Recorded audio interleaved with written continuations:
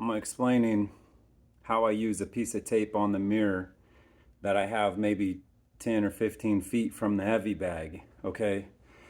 Put a piece of tape, a little piece of duct tape on the mirror right where, my head levels out where I'm standing in front of the heavy bag.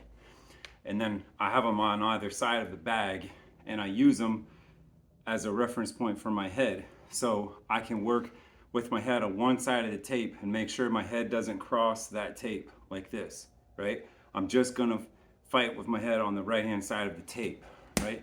So I don't get to cross my head over to this side. I have to stay on this side.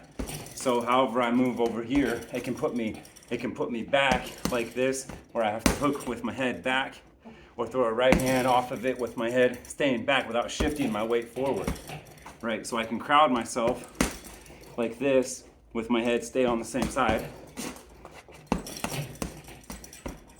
or I can fight at range like this, off here, way off my back, like this, and stay with my head on the same side without crossing my head across that piece of tape on the mirror up there.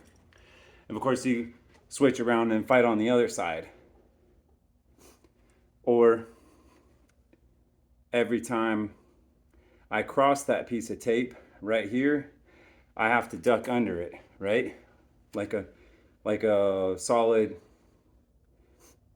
element out in space. I have to move my head underneath it. I can't just cross over it, right? I have to get underneath it. So I fight with my head on one side or the other, and I'm always cognizant about whether or not I'm crossing that line.